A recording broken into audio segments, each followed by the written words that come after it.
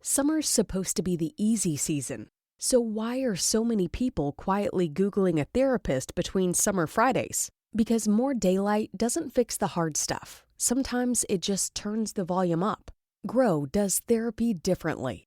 Therapy is not only for when you're in crisis. Grow Therapy is here for all the moments when you decide you want more. More support, more clarity, more tools. Mental health isn't a destination you reach, it's something you build, and Grow makes that easier. Grow connects you with thousands of high-quality licensed therapists across the U.S., offering both virtual and in-person sessions, nights and weekends. You can search by what matters, like insurance, specialty, identity, or availability, and get started in as little as 2 days. There are no subscriptions, no long-term commitments. You just pay per session. Grow helps you find therapy on your time. The therapist you want takes your insurance on Grow. Grow accepts over 125 insurance plans. Sessions average $21 with insurance, and some pay as little as $0 depending on their plan. Visit growtherapy.com/booknow today to get started. That's growtherapy.com/booknow. growtherapy.com/booknow. Availability and coverage vary by state and insurance plan.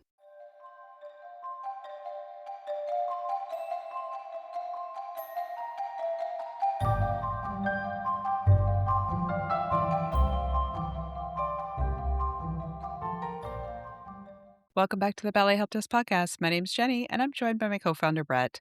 Today, we are super excited to welcome back our first three-peat guest. We are welcoming back Peter Stark, president and director of the Rock School. He is internationally recognized as one of the foremost ballet teachers of his generation, known for his astute and thorough preparation of boys in ballet. Stark's students have found professional employment in nearly every company in the United States and Europe. He has been awarded numerous Best Teacher Awards by Youth American Grand Prix, where he also serves as an adjudicator, teacher, coach, and advisor. Prior to his work at The Rock, Stark was Associate Director of Boston Ballet 2 and head of the men's program at Boston Ballet School for 7 years, where he also taught the professional company and students at Walnut Hill School of the Arts. He is the founding artistic director of Next Generation Ballet and chair of the Patel Conservatory Dance Department for 5 years. His first position as school director was at the Orlando Ballet, where he spent a decade creating a world-class school. Peter trained at the School of American Ballet and began his performing career with New York City Ballet and later performed with Boston Ballet and the Washington Ballet. Concurrently, Stark studied business administration at Strayer University in Washington, D.C. So without further ado, the Help Desk is now open. Brett and I created Ballet Help Desk as the resource we wish we had when our kids were going through ballet training. Now we've got some exciting news. For a while, many of you have asked for an ad-free option, and we've been listening. We are thrilled to introduce the Ballet Help Desk Backstage Pass on Patreon.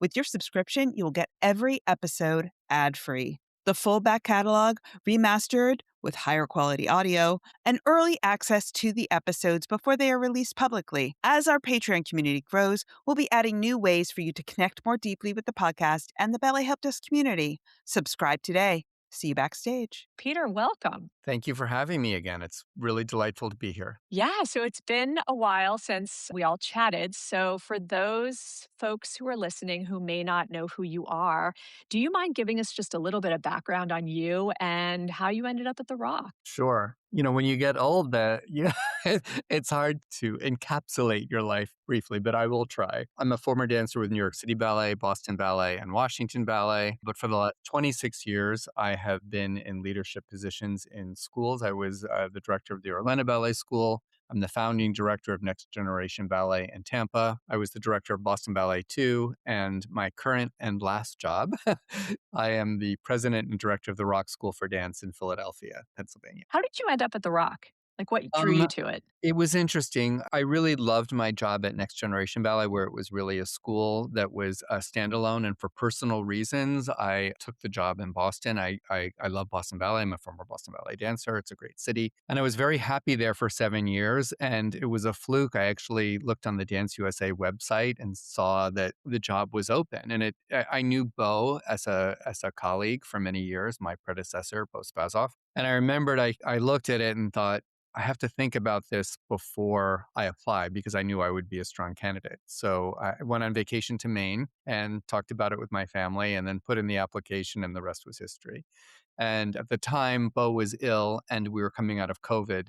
So the organization was in rough shape. So I actually left Boston mid-year, but I did it in partnership with Mikko Nissanen. So he was very gracious. We did the BB2 show. We moved our BB2 dancers up and out. And then I left in February, and I've been here for 4 years now, just over 4 years. Fantastic. And it sounds like it's going really well, from what you were telling us, It enrollment's is. going up and I'm very proud that when I took the job, we had about a $4 million budget, and we're just under 8 million now. I think 7.9 is the budget we just approved for next year. So we've doubled wow, in size. Our student scholarships have gone from 800,000 to 1.7 million. So we really have had tremendous growth. that is just Amazing. fantastic. So when we last spoke, I think it was maybe back in 2024, you said something that Jenny and I have been hanging on to ever since. And ever since you said it, we've been like, we want to get Peter back on to talk about this. And we And quote you a lot. we quote you a ton all the time. We have two quotes that we use all the time from you. And this is one of them is you said that some, not all, but some local schools hold on to their students longer than they should. What did you mean by that? Your kindergarten teacher doesn't teach algebra. Your algebra teacher doesn't teach health. Your fifth grade teacher, isn't doing economics. We all have our specialty. What I love about your podcast is you're reaching out to moms. When you have a child, you're a mom and for the rest of your life, right? You never stop becoming a mom. With teachers, we have a window. And I think people need to understand the specialty of their window. And just because you have knowledge, when I was at Boston, I used to joke and say, I teach from birth to death because I taught a class of 7-year-old boys that were starting ballet, and I taught company class every week. And I was very proud that I was going up and down. But I didn't run the program there. I was running BB2 and teaching. So I didn't have any really administrative office duties beyond that. But even then, I don't think it's ideal. I feel like as moms, I mean, a child at age 3 versus a child at age 4, 5, 6, each year is so miraculous and different. And to have people that specialize in a specific moment of growth, I think is where you're going to find your greatest excellence. And just because you can doesn't mean you should teach all of those years. And then even if you can and have, let's say someone is a savant and has this great knowledge to take a dancer from age 7, to professional, the dancers themselves, I think, become bored is not the right word, but I feel like you lose your interest. As a humans, we need to hear things differently. Even if it's the same information, you need to receive it in a different way to feel that sense of inspiration and push. I've really prided myself of letting go of students even when I'm not done with them because I see that they have a better opportunity or that they just need a new opportunity. This year alone, we're 2 of our star students, one's going to Royal Ballet School, another's going to Houston Ballet School. And I'm delighted for them. When they came, they told me they're sort of shy, but it's fantastic. That's amazing. The other thing that I think we have talked about a lot is who you're surrounded by when you are the top of your school. And it doesn't matter how good the training is. Like there's a lot of really great ballet training out there in smaller local independent schools, but you also need to be surrounded by people that are going to push you. And so we always talk to parents about if your student might be the top of the class, that might not be a reason to stay. That might be a reason to leave because you need to be surrounded by your peers who share your goals and are going to push you to improve even more. I think that Youth America Grand Prix, particularly, and student competitions, and the proliferation of really excellent independent ballet schools have democratized dance training. And there are great teachers, I mean, truly great teachers in shopping malls working with 20 kids. That being said, there's that old adage that it takes a village and you need more than one great teacher. And to your point, you need not only good dancers, but like-minded dancers. I mean, because there could be good people, but that's not really their passion. They don't want to, through my whole teaching career, there's been kids that sort of have everything and they want to go to college, and they get into Columbia and you're like, well, have a great life. They're just not that into it, even though I'm looking at like, oh my gosh, this person has the facility, the coordination, the artistry. So you want to be around your people. So it's not just being around other good dancers, but other people that have that same goal. Yeah. Absolutely. And I do think too, you learned so much from your peers. I mean, and not to say that like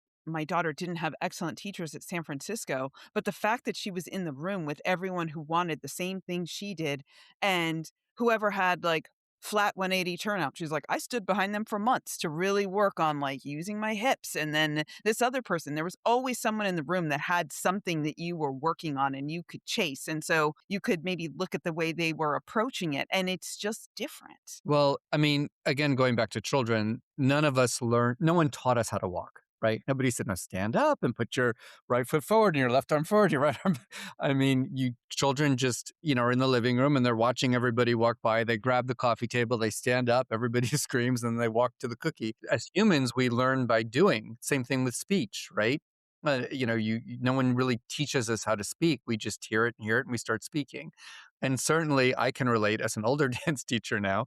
There's a lot of things I can't do. But again, when you're surrounded by all these other outstanding dancers, there's a lot, even not consciously, there's a lot that your brain is picking up. And then, of course, I've always prided myself to have a very large men's program, and there's just not that many boys in ballet. So again, when you pull boys, that's another thing, because then there's aspects of boys training that they need other boys to do.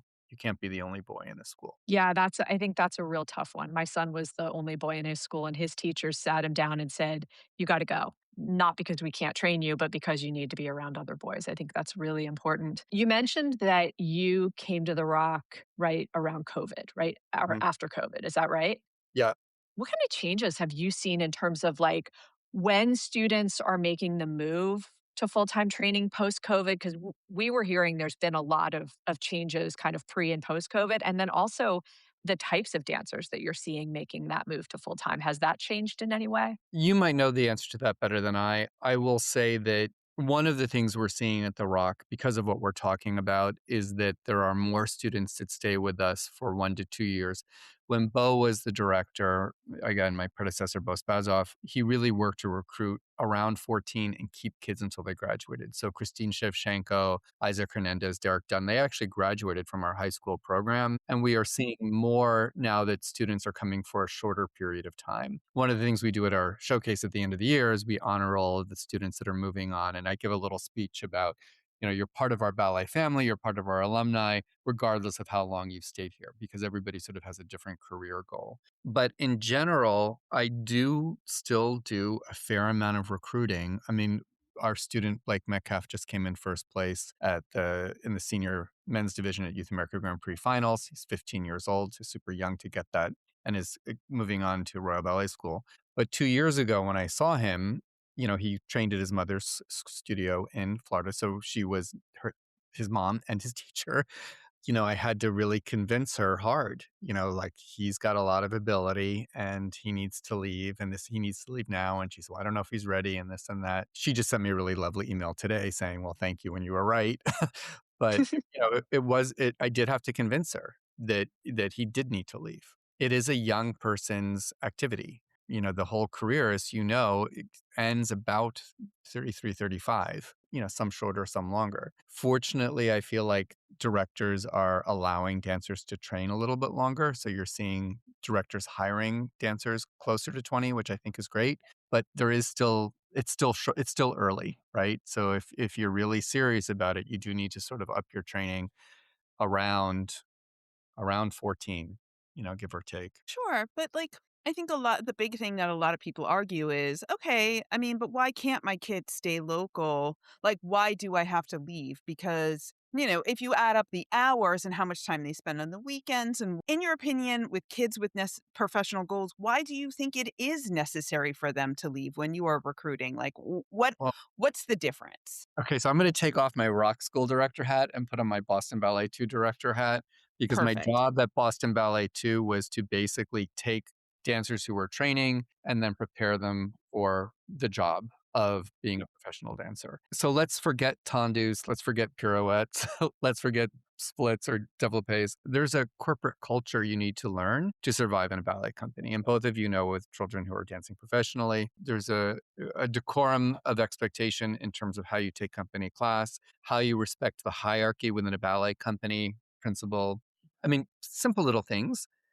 As a new dancer, in a school, you might go front center because your teachers, you got to have confidence to go front and center. If you go front and center in front of a principal dancer who has 15 years experience in a ballet company, you're going to get you have to learn how to learn ballets quickly, when to ask questions. And, that's just the culture, I'd say, within the studio. But then these are businesses. You're getting a job. So how do you deal if there's a human resource challenge?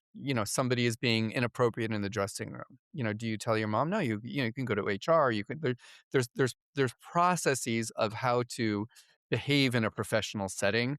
And these mom pa schools have some really wonderful training, but oftentimes that's not part of it because that's not their structure. They don't need to be that way. When you see a teacher, hugging the sugar plum fairy, and you can do this, that doesn't happen in a ballet company. The director's not going to hug his sugar plum fairy, and it's so.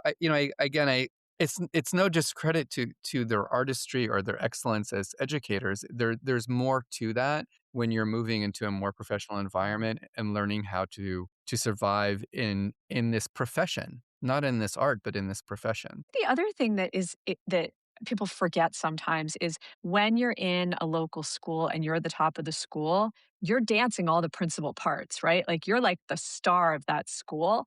And I think one thing, and Jenny talks about this all the time, is learning to do the job. And the job for most dancers is being in the core. And you need to learn what it is like to fit into a core of, 20 or 30 other dancers. And the only way to do that is to be in the core in, student productions or whatever it is. So a lot of times I think there's a difficulty with transition going from being the top of the food chain to all of a sudden being just a member of the core. Yes. And not only a member of the core, but in terms of like knowing how to learn those roles and, to learn the other side and to understudy. I mean, it really starts with understudying before you're in the core of the ballet. But the kind of coaching you get for like a YAGP is nothing like you're going to get in the court of ballet. Like the attentiveness of, I can't tell you in Boston Ballet too, we would take kids from very elite programs, and I'm not going to mention names. We're working on Snow or Waltz the Flowers, and then someone's doing pirouettes in the corner. It's like, because I'm not in it yet, or I'm understanding, or I know it. And they do actually know it, but they're not attentive to what's happening. And there's things because they're used to a teacher saying, well, when you do this, you have to put your arm here. And like, you have to pay attention. No, there's a change. Again, it's not just the steps. The steps are part of it, and the choreography is part of it. It's the culture of the way communication occurs, the way you're absorbing information, the way you're participating in a group, all of those things. And now a brief pause to hear a word from our sponsors. We are now welcoming reviews of year-round ballet school programs on Ballet Help Desk, whether it's a full-time program, after school, a conservatory, or a company-affiliated school. We welcome all of them. If your dancer has been part of our program, please consider sharing your experience. Imagine there is a family out there right now trying to make an important decision, and your insight could help them feel more confident about their next step. Reviews are completely anonymous, and it takes just a few minutes to complete. And let everyone learn all about the good, the bad, and everything in between. And back to the episode. Well, and Peter, let me ask you a question. Because you've worn so many hats, something that someone said that resonates with Brett and I an awful lot, and we have definitely seen with our children, and I think a lot of people don't quite understand what it means. So I want to ask you, because you articulate things so well. People come out of elite institutions, and they've got all of this incredible pedigree behind them. But when they get in there, they actually have to be useful. What does that mean? To be useful in the core. So it's interesting. For years, when I've sat at auditions in a variety of contexts, you'll hear a director say, do they fit in? Those two words you hear often, fit in, fit in. I feel like this is a group activity. It's like a chorus. If you attend a choral concert and you hear a beautiful soprano voice, that's not good. You don't want to hear the one soprano or the one bass, like, oh, there's a really good bass in that section. It's a blended sound that is what makes a choral work beautiful. And to your point with corps de ballet, I mean, these are group activities. You're seeing a group of people dance together. So you have to learn how to be an effective member of the group, both artistically and emotionally. Yeah. And I like that you actually talked a lot about being an understudy because, like, that was something that I will forever be grateful for San Francisco Ballet School because, especially the girls, the guys was a different story. But for the girls, like she understudied everything. And like for I think she covered like 7 spots for flowers. She knew that flowers inside and out. Like there were times where they were like, "We're doing group 5, Abby," and she'd have to like run and like go someplace else, but they taught her to do the job. And so I think parents don't understand, like, my kid's getting great training and they do core work sometimes at their local studio. So what's the difference like between full-time training and like an after school program to learn how to do the job and be useful? Well, I mean, understudying is even for principal dancers. Actually, so I mentioned that Christine Shevchenko is a star graduate of the Rock School. I did not train her, but she's a lovely woman and a successful principal dancer with American Ballet Theater. And we honored her as a distinguished alumni at our most recent gala. And she told the story of growing up in a school like the Rock. It's a middle ground between these two types of schools that we're talking about when you're talking about, a really outstanding private organization and then a school is associated with a professional ballet company. And she was third cast understudy. And the one above her was Diana Vishneva, which of course is, and long story short, the two people got injured. I can't remember who the other woman was, somebody else famous. And she was thrown on. And she said, it's because I had a cool head because of all the doing the bigger ballets at the Rock School, doing competitions that I had 24 hours and I was able to do it. And that was the changing point in my career. And people forget that even somebody like Christine, I think she was 9 years before she became a soloist. I mean, and then you look at Stella Abrara was 19 years in American Ballet Theater before she was promoted to principal. So even when you're a star student, I don't care who you are, you're going to have to climb the ranks and at every level, not just at corps de ballet.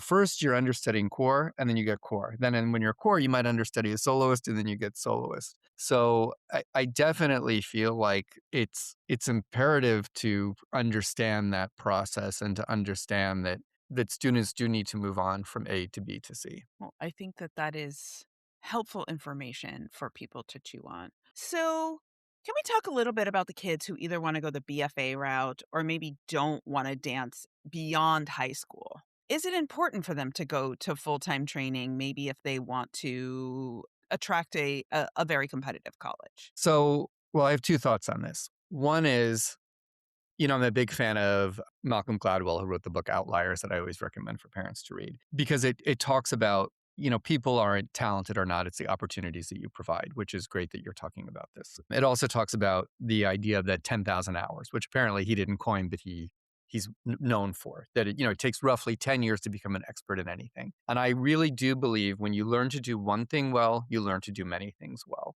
And dancers intrinsically, everybody talks about discipline, but they also understand process. If you want to be a doctor, 4 years of undergraduate, 4 years of medical school, 4 years of residency, that's 12 years. So, if you want to be a dancer, if you're starting at 7 and, getting in a company at 20, it takes a long time and it takes a lot of patience and it takes riding those waves of highs and lows to succeed in any endeavor. And I feel like dancers know that because of what we go through. And what was the other part of your question? I can't remember. I got distracted with that. I'm sorry. BFA route. BFA. 7 years Boston Ballet too. Every dancer we took from one of these, well-trained but smaller dance programs, it was about a 50-50 if they made it out of BB2 to the company. Every single college graduate went from BB2 into Boston Ballet. Every single one. And in 1 year. The Boston Ballet 2 is designed as a 2-year program. So I do think it allows you time to grow. I will tell you I was just telling this story earlier. So I danced with a woman in Washington Ballet named Jihen Zhou. And she was my partner, Sugar Plum, and we did Concerto Barocco together, many things. She is now running the Korean National Arts College program, where all these incredible dancers, Kimmy Kim and everybody's coming out of. 2 years ago, I saw her in New York when she just got promoted to this new position. I'm like, okay, Jihan, like the Koreans are out of control. The training is unlike anything else in the world.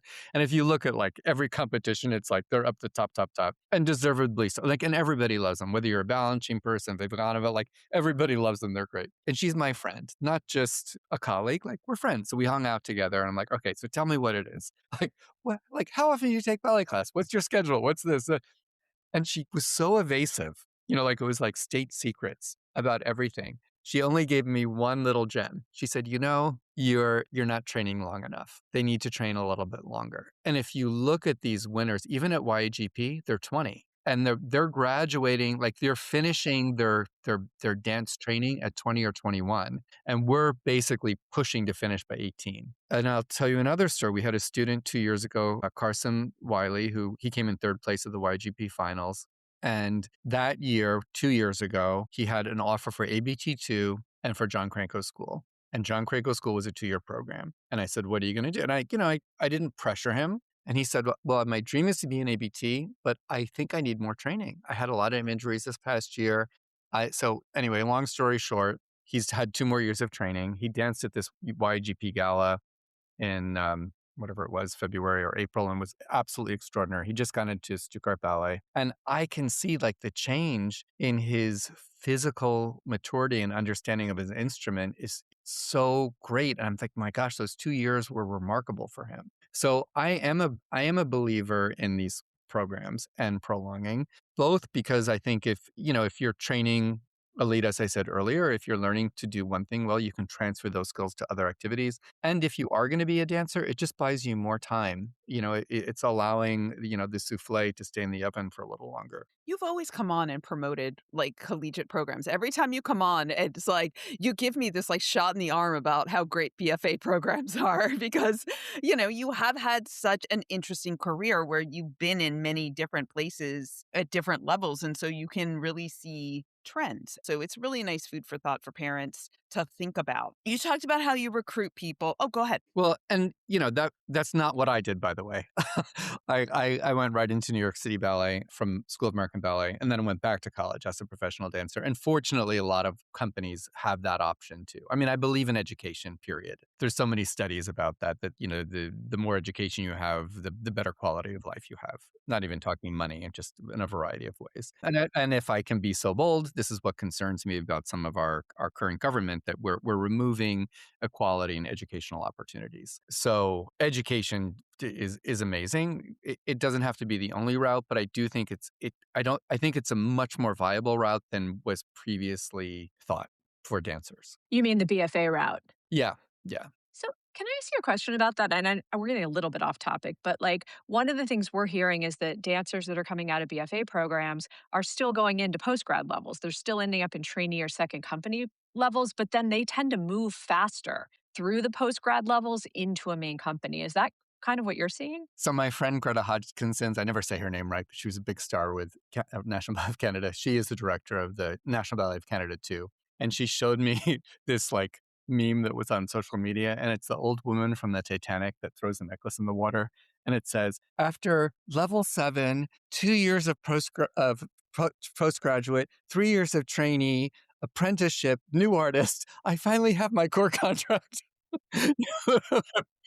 There's this old lady with like of course we had a good laugh over it, but it's another conversation, and it's very frustrating.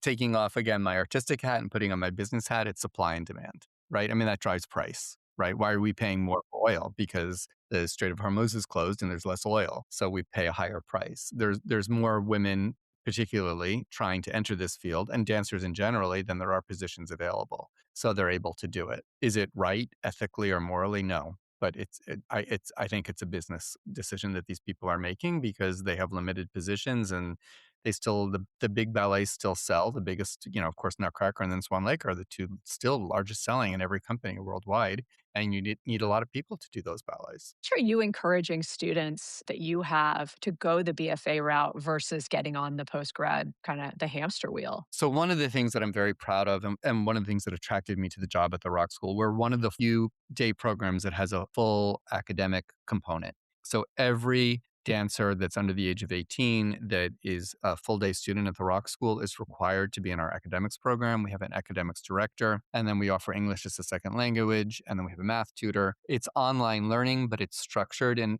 in every dancer's day is 3 hours of academics. we watch their benchmarks to help them, as you know, with online learning. And we work with Dwight, which of course is very famous now because it's super high end. And those are the kids going. We had a student get into Columbia and to University of Pennsylvania, both of them attending, interestingly, those very prestigious schools. And then we also require our grade 12 dancers to apply to colleges, even if it's clear that they are not going to go to college.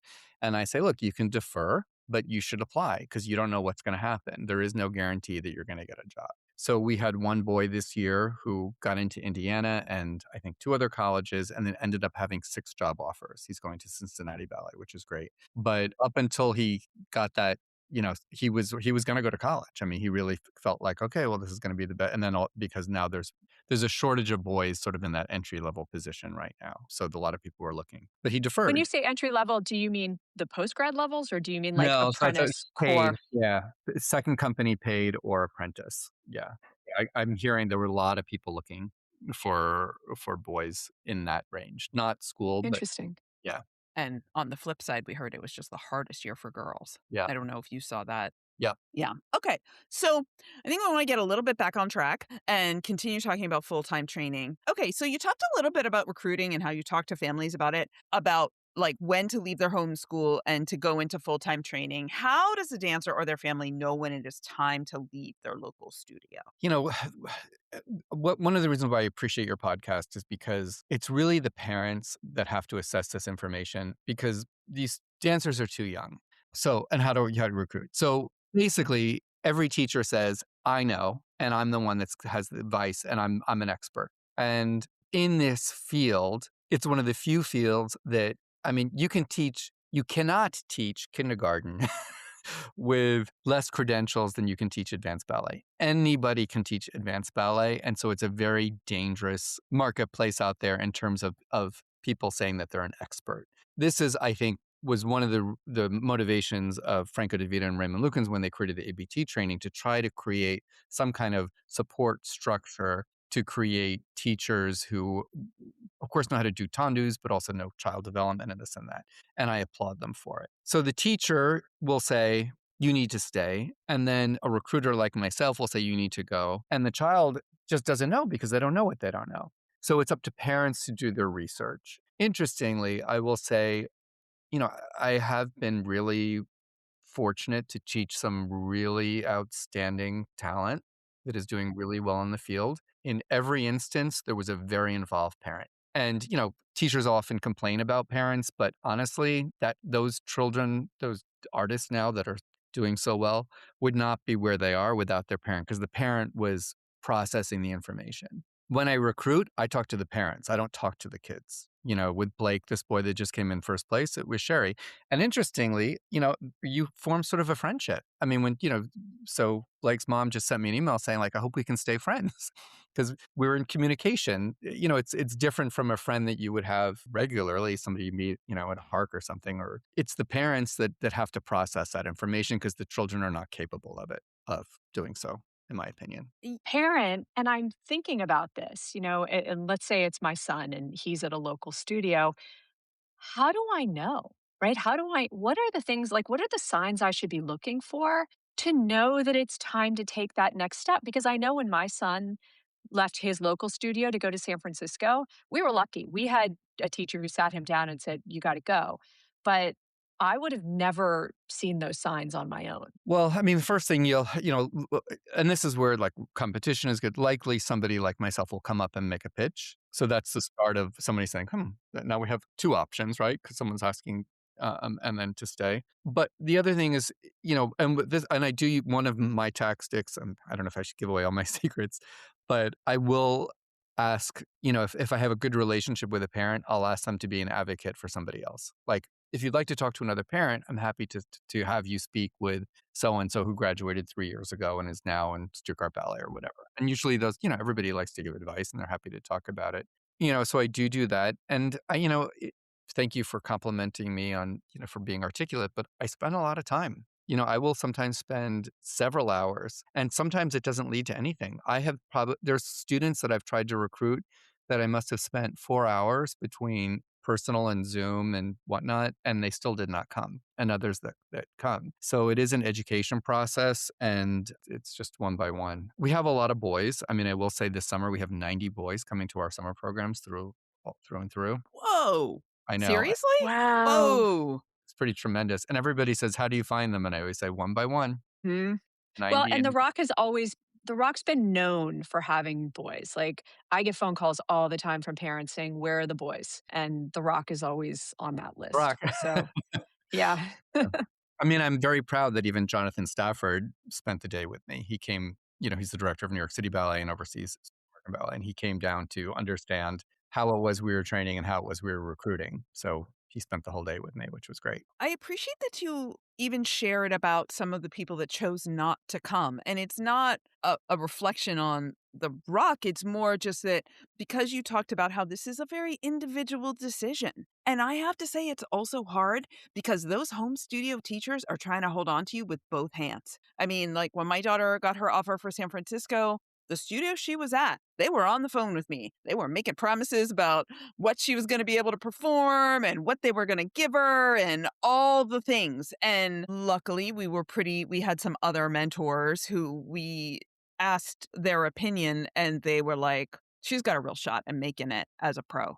And so you want to come from the biggest school you can. And that's what the advice they gave us. Like, But one of the things it opens doors. one of the things I will say, Jenny, and I'd say this to parents, there's more than one path to the top of the mountain, right? Absolutely. So, and I'm not always right. And I'll tell you a story where I was wrong, very famously wrong. When I became the director of Orlando Ballet School, there was a little girl in the school named Sasha, and her mother wanted her to move up a level because she was very serious and the class she was in wasn't very serious. And I said, absolutely not. And she pulled her from the school. Sasha DeSol. I've told Sasha that story. And I remember saying to Sasha's mother, like, I'm the one, I can train her. She's where she's not going to make it otherwise. And well, she's done perfectly well. I think she's a pretty amazing example of an American ballerina, it's like not worthy. So, and it's good for me to remember that too, right? So could I have trained Sasha? I would have liked to have believed so, but I didn't. And she's done beautifully and has a remarkable career. So there is more than one path forward. So it's not necessarily right or wrong, but certainly you want to be evaluating, all these things we've touched on, the excellence, the professionalism, the skills, not just the technical and the artistic skills, but the cultural skills of learning, to be an understudy, to be in the court of ballet, all these other types of things. And now, time for a quick ad break. Summer intensives are coming fast, and we just published our Summer Intensive Essentials Guide over on our website. We focused on products dancers really rely on, the things that set them up for an incredible summer. Everything in it has been used by real dancers at real programs, and wherever we could, we made a point to include products from dance-run businesses because we love supporting people who are building something in this industry. And don't forget to pick up our very own corrections journal to help you have an amazing summer. Some of these links are affiliate links, so shopping through our guide is a great way to support the show at no extra cost to you. You'll find the links in our show notes or head over to our website, ballethelpdesk.com. Now, back to the episode. But actually, I think that story is a really nice example of a parent kind of recognizing where their kid is moving and advocating for their child in a And different way. And though and she was you right. guys maybe didn't see it, right? But like as parents, you sometimes know. It's just hard to be brave that way. It's hard to be brave and say, we're going to take this leap into the unknown because staying at your local home studio, it feels safe. It's really comfortable. They love your kid. They're looking out for them. They maybe are the favorite. They get a lot of attention, all of those things. Well, if I move them, what if, right? And the what ifs are scary.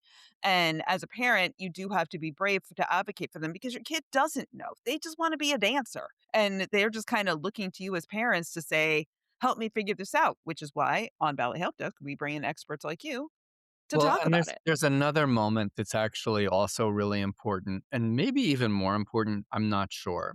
But a lot of people start their children in the school that's closest to them simply because they're like, she's 3, she's 6, like what difference does it make? Like she seems to have talent, but it's not such a big deal right now, And then there's a progression.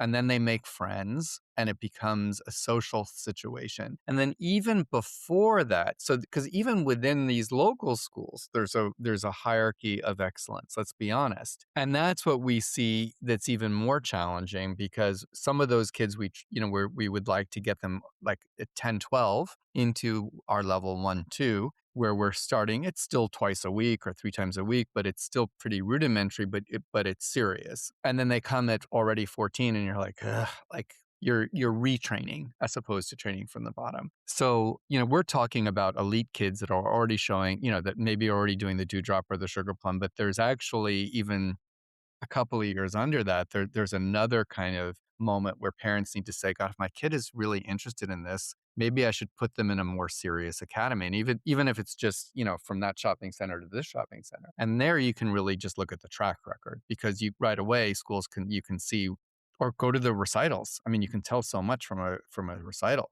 just the quality, even bad dancers, if they're well presented, or when I say bad dancers, I don't mean bad. I mean people who are not going to necessarily become professional, but they can be certainly well trained and you can sort of see the quality of the work and what's happening. And that's almost more frustrating to me because really they're paying the same price, they're driving the same distance. It's just, there's this sense of like, well, I've already been in this school and she's got friends, so I'm not going to leave until she's 16. Like, no, no, no, at least make one. If she's serious or he is serious, think about a better school. Yeah, I think that's so hard as a parent to know. Like if you're not a dance person, so you're absolutely right, but it's so hard as a parent to know if you're doing the right thing. And so you just have to, like, one of the things that I think Jenny and I both learned with our kids is you have to just keep asking people. Like you come across someone who knows something about dance, and I did it all the time. And it, like, I didn't care who they were.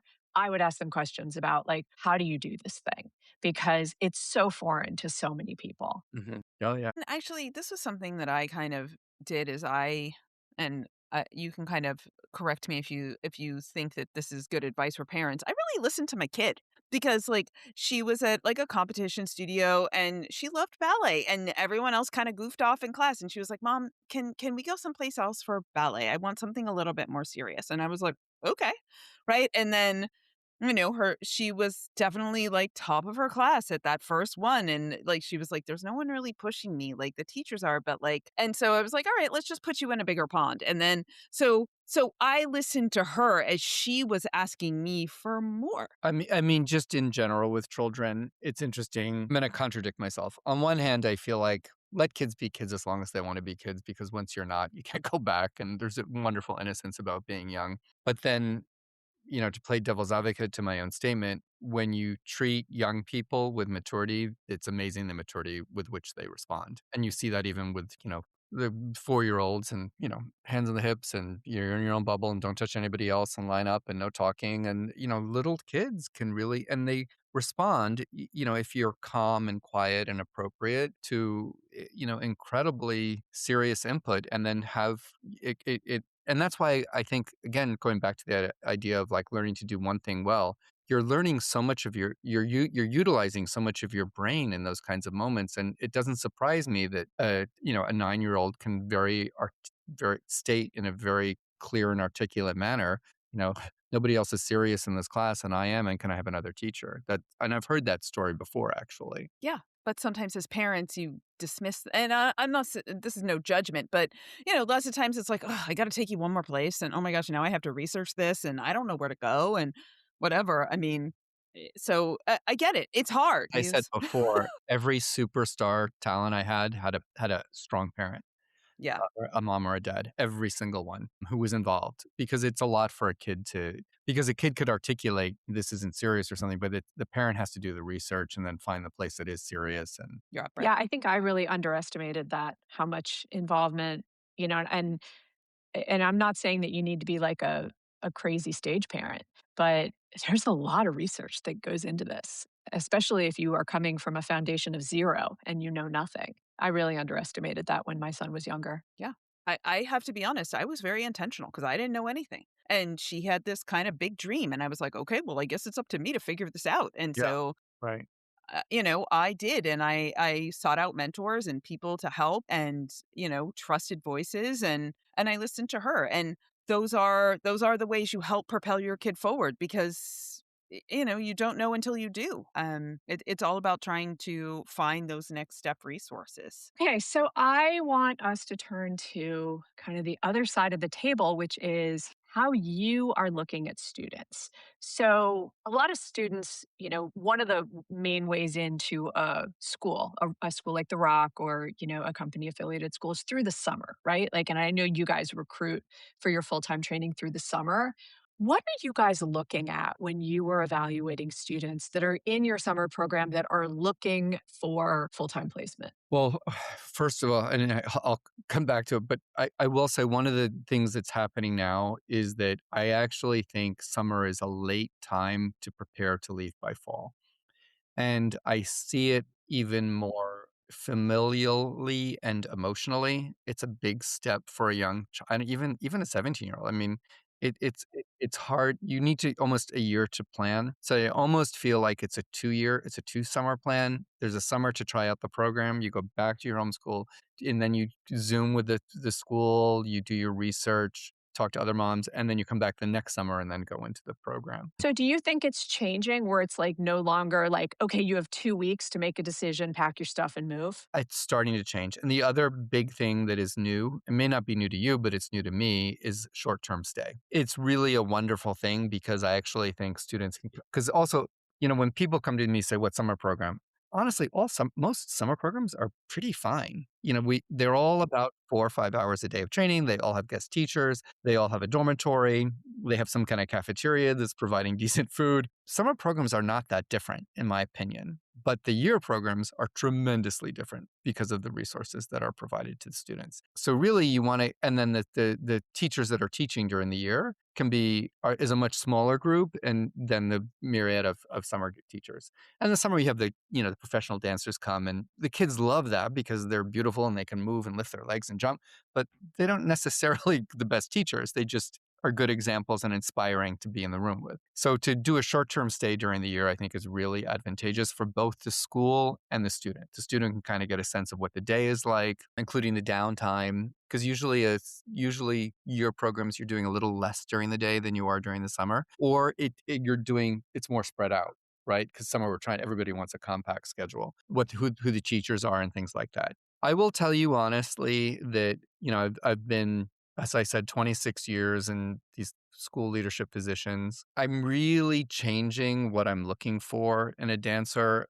Like every former dancer, when I started this, you're looking at sort of the raw physical potential, the proportion, the flexibility, the muscular strength, coordination. And the more I do this, the more I see that there's a focus and a drive that you can sometimes identify that transcends those other things. And again, going back even to little kids, to, when you look at that pre-ballet division, right away, there are certain students that, even just focusing. And then you'll see some little kid with 2 hands on the bar, and man, they are focused to put that foot straight and just, double heel, slide the heel in, and they're into it. And when you can get into that, like just brushing your foot out and brushing your foot in, it's amazing what then becomes possible. Yeah, it brings back to the competition because and they've done much for our field, but still you see that many of the winners are idyllic physical specimens of dancers. And the reality is to succeed in the field, you need more than that. And it really comes down to drive and concentration and focus and commitment. So if you can see that, there's all kinds of people you can train. And that was one of the advice, that Bo and Stephanie gave me, which I really appreciated, to be more open-minded about, well, they're 16, they're a late starter. And Stephanie, especially with, because she was around the first 2 years that I was here. I was like, Peter, forget about those preconceived notions of age and time. Really look at the person in front of you. And I'm embracing that more and more. It's taken me nearly 30 years, to be honest, but I do see that more and more. What do you mean by that? Human intellect and human will can overcome almost anything. That's really interesting. When you're looking at students for the Rock, this is something that a teacher from another school told us is how well the students kind of fit culturally. And I don't mean, kids from different countries or different languages, but mostly how well they integrate with the rest of the student body. Wow. So this is I hope that I can do justice to your answer. I've said repeatedly that I've been doing this for 26 years. I have never had a more challenging year than this past one with what you're talking about now. The Rock School has students from up to 22 countries, and we have a lot of boys. I believe that human beings are inherently good. I'm an optimist, but I've had a lot of misbehaving students this past year. And I think that there are cultural differences sometimes that dictate. I also think that if you have one naughty student, it can really spread if somebody sort of breaks those boundaries of the rules, especially if that happens to be a student that is perceived to have physical talent and ability. And we did end up expelling 3 students in the course of the year. Each one was very painful for me. I would be much more willing to do that in the future to prioritize kind of what we're talking about with the court at ballet. I prioritize the health of the student body over one individual, even if it's painful for that individual. Yeah, I do think how a dancer is a positive community member matters. I also have a student who is not going to be a professional dancer for a variety of reasons and is an outstanding citizen in our school and should not progress to the next level. But I absolutely progressed to the next level because I felt that this child deserved that opportunity for the work that they had put in. And even my faculty was like, oh, they're going to struggle. And I said, I get it, but they earned it. That's interesting. I have not heard that before. I'm not going to lie. I didn't always, it's changing for me. It's age. No, no. I think it's changing and just seeing things broader. Are sorry. Like what you just said is giving me like so much food for thought, and I'm really trying to process. And I think, are there some skills that kids are just not coming to full-time training and live away Yes. with? Yes. Like, Yeah. So we're actually thinking about creating a parent contract that when you send your child away, you need to do these things. Yeah. I mean, first of all, simple things, hygiene. I think the phone has really warped normalcy in relationships in terms of a natural progression of physicality through relationships. And I'm talking about teenagers dating, which I have a lot of. I have a lot of boys and a lot of girls. So, we have a high school program. So we are probably more like a traditional high school than many ballet schools in that way. So, yeah, I think that they need to be prepared to take care of themselves. They need to be prepared to know how to say no. They need to be prepared to understand what's normal, what consent means, how to ask for consent, how to give consent. So I think that there's a lot of things that parents need to prepare their children for. And your child is going to be exposed to alcohol, your child is going to be exposed to marijuana, your child is going to be exposed to vaping. If you think, I don't care what school they're going to, the most elite down to, the school in the corner, and parents have to address these things directly and have their children prepared. They have to, you have to, as a parent, understand, teach your children, there's also this sense of like, you have like kids that are good, but then don't want to snitch but understanding, when you're dealing with safety and wellness, when it's important to step forward and to tattle on your friends. So, these are, I do think that there's a lot of work that parents need to do to prepare to send their children away. I think it's hard at 18. So when you're looking at 14, yeah. That's the other thing we always quote you on is, when we talked to you the first time, it stuck with us when you said that kids in ballet training do everything 4 years earlier than normal kids. And we tell parents that all the time. And we say the same thing you've just said, which is if you're preparing your regular child, your non-dancing child to go off to college when they're 18 and deal with the drugs and the alcohol and all of the stuff that happens in a college dorm, you also need to be preparing your 14 or 15-year-old who may be staying in a dorm in a ballet school because it's going to be the same stuff because everything happens early. Well, and in a way, we're very sheltered environments. Having a cell phone, and even we have, of course, in all of our internet are blocked in a variety of ways, even for ChatGPT, believe it or not, because of the educational component. But it doesn't matter if they have a phone; they can walk out of the school and through their own phone can access all kinds of information. So we can be sheltered environments in our own schools, but as soon as your child has walked out the door, they're not in a sheltered environment. What they're exposed to is extreme. Well, and I'm really glad that you're talking about like the consent part and the dating part because I do think that these are conversations that parents sometimes delay having with their dancers and then they move away to full-time training and they have to be prepared for those kinds of things and what happens at a party and preparing your kid for Culturally, those I mean, things. because we have children from, Japan and Singapore and, China and Korea, and then we have children from Argentina and Brazil and Mexico, and those are very different cultures in terms of what's acceptable at what age, and even just touching to understand what is okay and how to say no. I mean, again, I'm not even talking about the most extreme physical interaction, but just general touching and physical proximity because that is part of what we do as well as dancers, both in partnering and even just in class. You're around a lot of people. So, when parents are evaluating a full time program, what do you think are some of those most important questions that they should be asking that program in order to get to kind of the root of how they handle things like this, things that happen like outside of the studio and things like that? Well, I'm going to say first of all, I've had a very challenging year, and we're putting a lot of things into place. And what's Yeah. interesting is a lot of people are putting things into place. I was very fortunate to go to a school directors conference in Zurich this past October, and Paris Opera was there, and Royal was there, and San Francisco and Houston. So all the big players from around the world, Royal Danish, and some of these big schools have had significant issues around this. And we did not talk pirouettes and tantus. We talked about this. We talked about the idea that we are stewarding young people at really important ages and what are we doing to help them forward. So what you're seeing is like in School of American Ballet, where they have like now one of the most comprehensive injury prevention and injury recovery programs. We're initiating something similar at the Rock School where we're going to have every morning an injury recovery class. So because that's another thing, like, oh, my knee hurts. Oh, well, I'm just going to do bar. But then, so you're asking a 15-year-old to sort of to figure out on their own which exercises are that they're capable of and not while they're recovering from, pulled ACL, where that needs to be done separately with a teacher that's focused, to help them through that process. But I would say ask a lot of questions. I mean, everything we're talking about now is about ballet, right? So ballet, in some regards, when we're opening, to raising a child, is maybe the easiest of it in terms of assessing who has a track record of making dancers that are strong and sound. But now you're talking about, okay, I'm trusting someone to raise my child. So what is the care team? Is there PT available? Is there counseling available?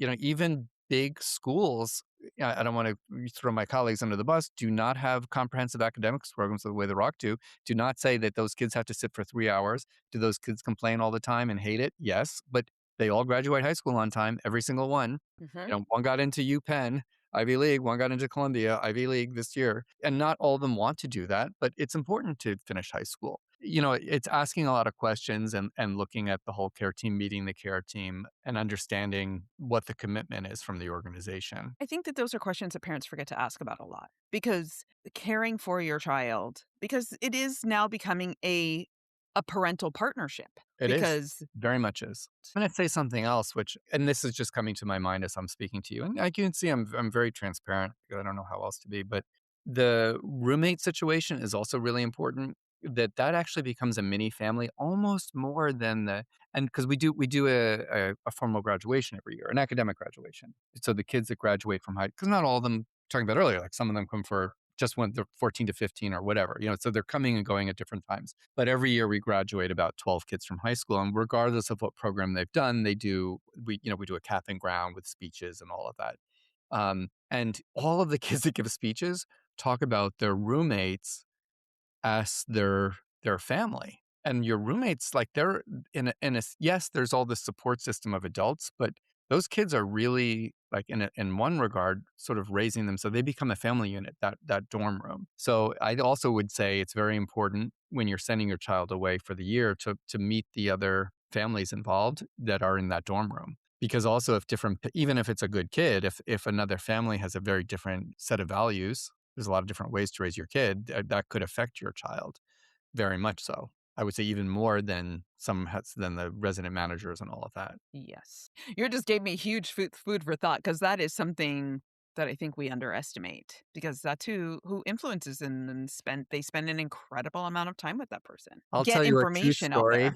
and hopefully this parent will put two and two together. But true story was a mother of a young girl who had not yet gone through puberty, who we were recruiting. This was a few years ago. Said to me, "So who's going to explain to her what needs to happen during menstruation?" And I said, "Well, you're going to explain to her. Our team will support her through that. That happens often, but that's like that's your job, right? You understand, because that hadn't happened yet, and it was going to happen probably on our watch. So, of course, we have a plan for how we manage that. But in terms of introducing your child to what it's going to be, that's on you, right? That's not on us. But that was kind of shocking to me because the question wasn't, we've explained it to her and we're going to help her. It was like, who's going to explain? Who's going to take this one?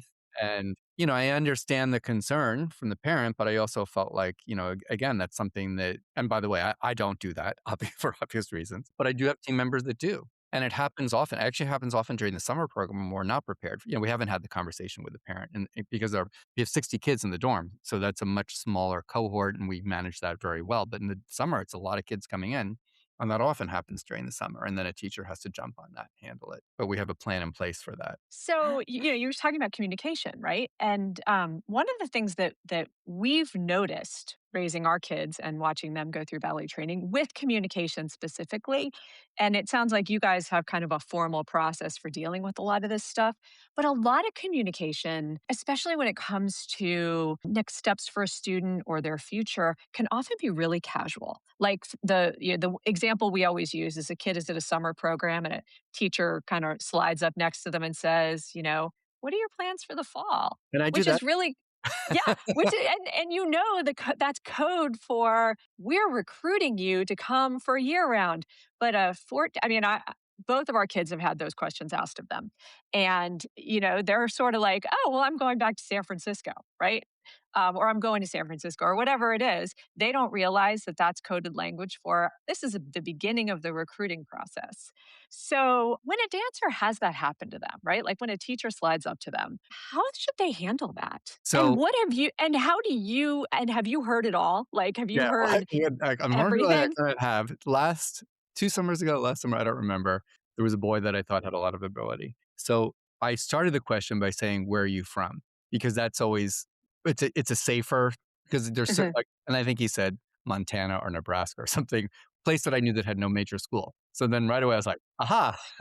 So Inroads. I started it in my recruiting, and then 2 meetings in, I found out that this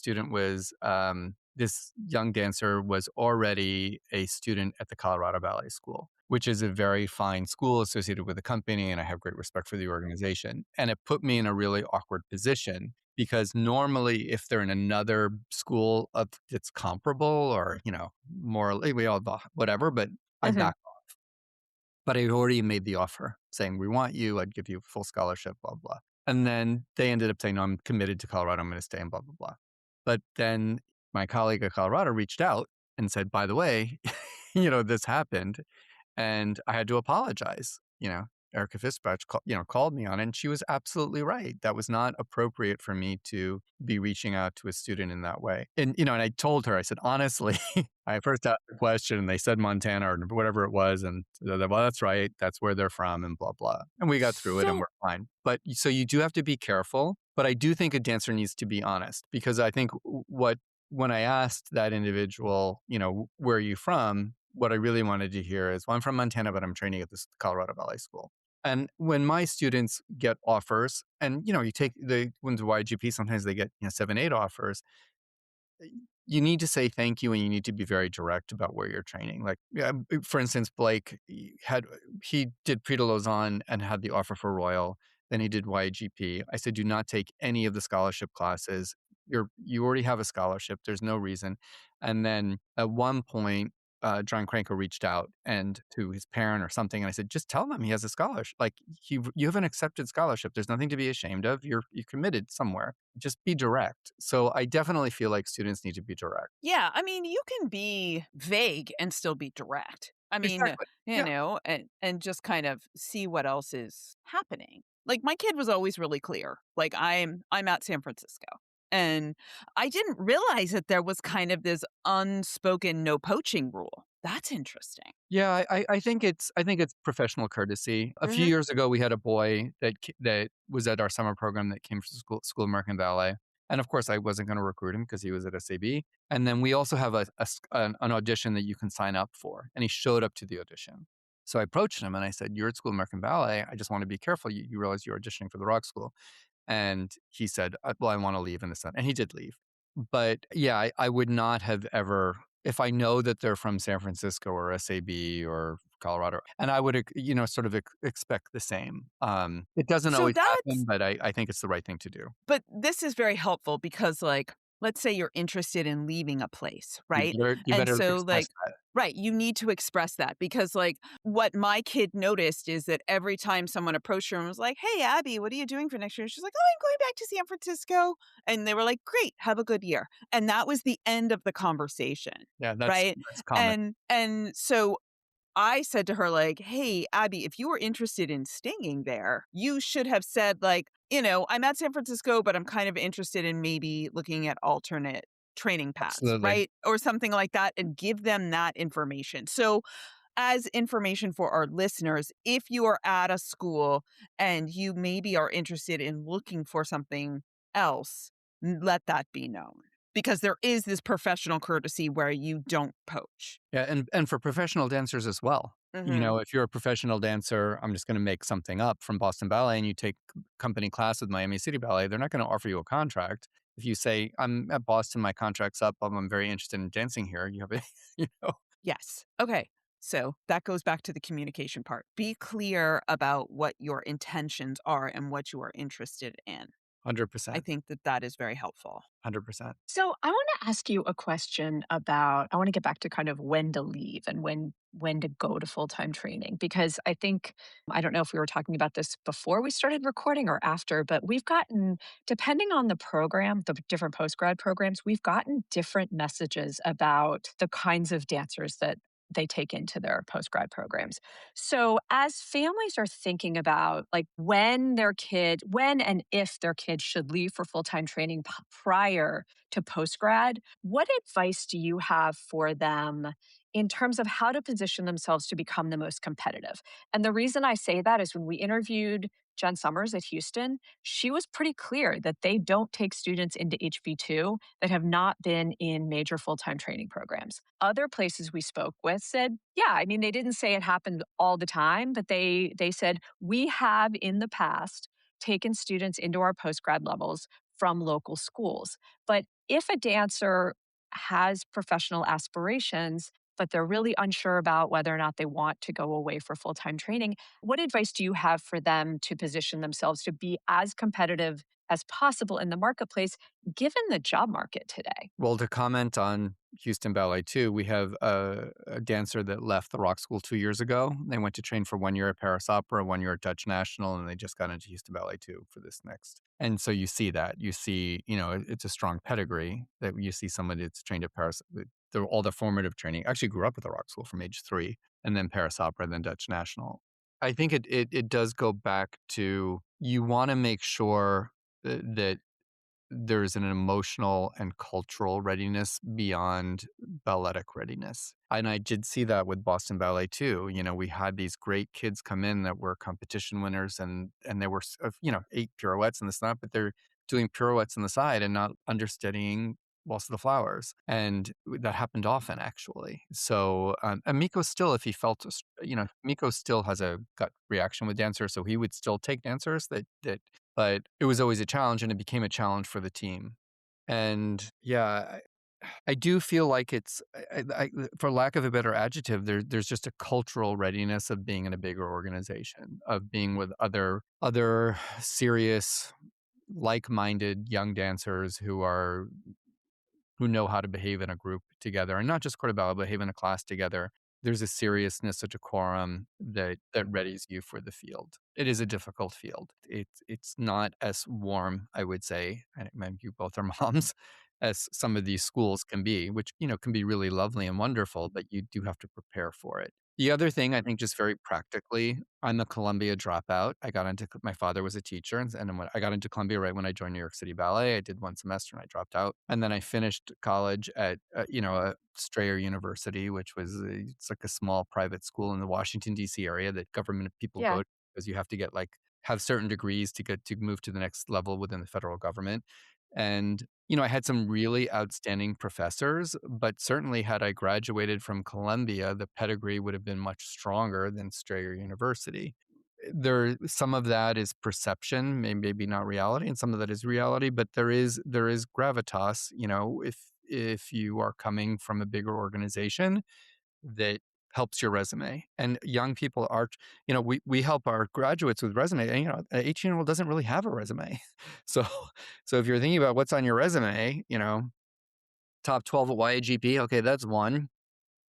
Trained at, Jody Smith School of Dance, that's two. If you trained at the Rock School, trained at School American Ballet, that helps. So you know, I think employers understand that a 18-year-old doesn't really have a resume, but the more you can do to flesh that out, the better positioned you are to maybe receive an offer. So we learned one thing that was really interesting is I don't remember who we were talking to, and Jenny, refresh my memory if you remember, but every step along the way, these postgrad programs and companies, they get thousands of submissions, right? Because everything is now a video pre-screen.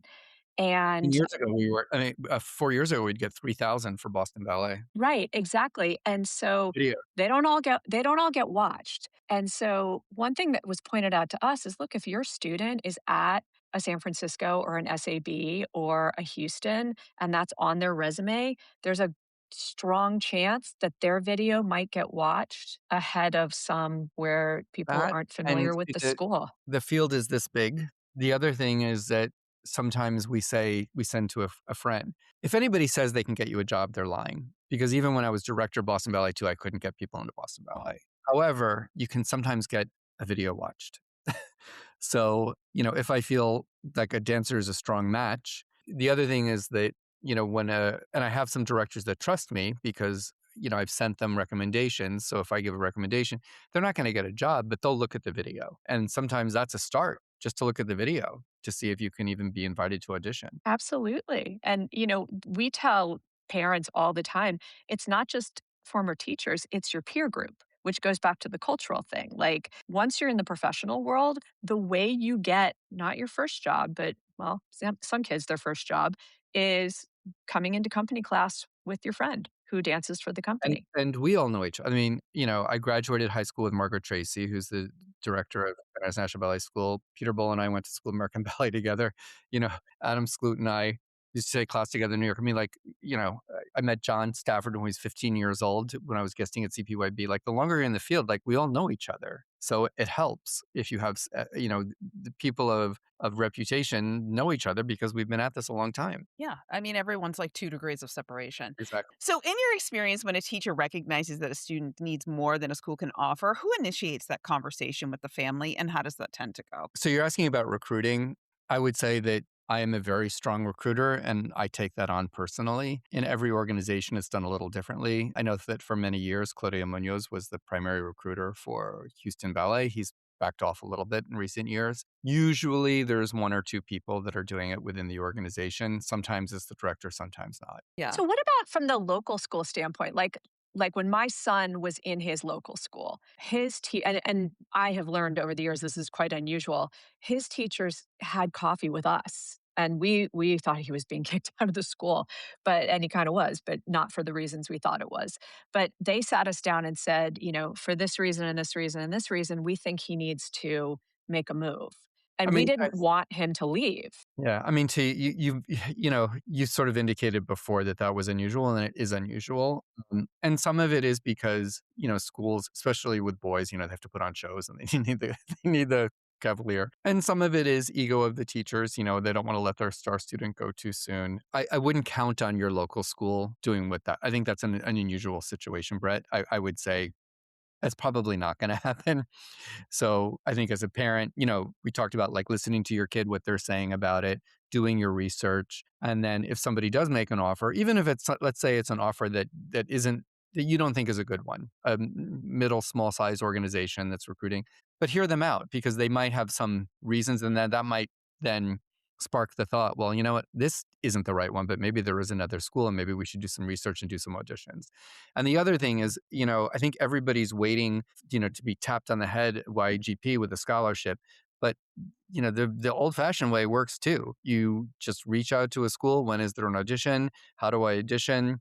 Sometimes you can send a video, sometimes you can go on audition. Royal Ballet, you have to like send pictures and then a video and this and that. I have another good story. I had a student named Liam Boswell. He's a soloist in Royal Ballet. In 2015, he won first place Junior Division Youth America Grand Prix.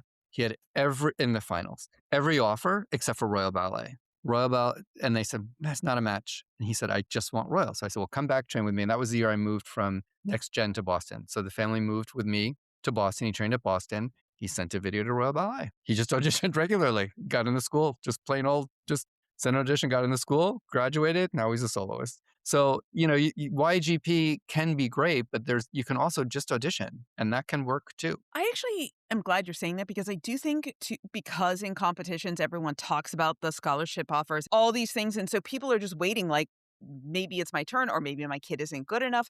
And the reality is that you miss people all the time. And so you do have to have a little bit of initiative to kind of see like, let me just kind of see where I fit. It's like summer. You got to audition like for college, right? You got to do the reaches and the middles and That's it. and the safeties to kind of see where you fit in the ballet landscape. You don't always have to go, but like chasing that bigger pond is, I would argue, pretty important. And there is some poaching, anti-poaching things that can work against students. For instance, if I hear like, oh, Royal Ballet is interested, I'm like, well, I'm not going to offer the Rock. But actually, they don't want to move to England. But I don't know that. I just assume that Royal is a bigger deal than me. So if you are interested in a place, I would encourage people to reach out and just audition. I think that is really nice advice because I do think that too often people maybe take a little bit of a passive role because of the proliferation of Yeah, offers, but lots of times the offers go to the same 5 kids. Like, exactly. and every school offers, this one kid.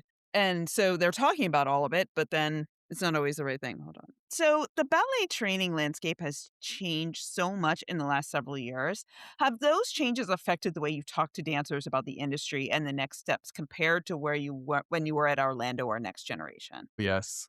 Yeah, and I'm not even sure that I'm going to be able to answer your question succinctly, but yes, absolutely. As I mentioned earlier, I think the way I view dancers has changed because I see them more comprehensively in terms of who's going to survive in the field. Even physically, I would say that I realized how athletic the field is now because, every company is dancing in a myriad of styles. So you have to really be able to physically move in and out of different kinds of work. So I feel like people who are sort of more muscly actually survive longer, even though like there's this idea of this like long and flexible. So even physically, a little bit, but certainly cognitively, emotionally, I think. And then I just feel the importance of, the more comprehensive you are as a human being, the better you're going to survive in general in any field with education and with other interests. And So I think we'd like to end on this question from a listener, which is for a dancer who's 16 or 17 and hasn't left their local studio, what is that realistic path to a professional career? What does it look like at that point? And I know it depends, right? It depends on the dancer and their talent and their whatever. But let's just say they're kind of at the top of their Dolly Dinkle, right? And they're doing really well and they're getting into decent summer programs. I Like, think it's the same. If I was talking to any young person, I don't know it. I don't know anybody my age who's worked for AT&T for 50 years and gets a gold watch and retires. I think no matter what you're doing now, you are going to move from place to place, and that's a reality. But the way business is done in the world is very different. The sense of loyalty is very different. So you have to be professional and considerate, but you have to be loyal to yourself. So at every moment, what is the best training opportunity for me? And then when you become a professional dancer, is this working? Is this a city that I like? Is this a repertory that I like? Is this director supporting me? Or does company class feel good? And then move if it isn't. I danced for 4 different companies, moving from core to principal. And it took 4 companies for that to happen. And I learned from each of those opportunities. I fortunately trained really only in one school, but I see now that students often train in multiple schools. I referenced earlier a student that we had grew up at the Rock School, was perfectly happy doing well. And when they came to me and said, I just feel like it's time for something new. I love the rock school, but I'm from Philly. I just want to try something. I'm like, great. And then I got into Paris Opera. I'm like, go.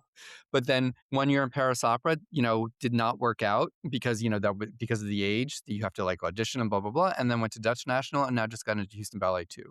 So, it really worked for that dancer to diversify their training. The other thing with diversifying training, going back to repertories, again, if you look at company repertories, nobody's just doing Balanchine or Petapa or Bournonville or Forsyth.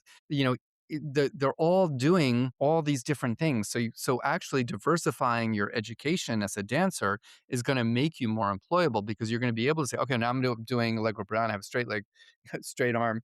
Now Bill Forsyth wants me to fold. Like you have this ability. Now I'm dancing in socks. Now I'm dancing in point shoes. You have the ability to do different things because you've been trained in different things. Peter, thank you so much for joining us. As always, you are just a wealth of information, and we are so grateful you come on.